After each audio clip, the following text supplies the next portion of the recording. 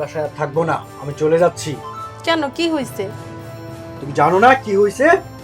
বলবে তো কি হয়েছে, আমি কিভাবে জানবো? তোমার যে একজন পাগল প্রেমিক ছিল, সে কথা তো তুমি আমাকে বলো নাই।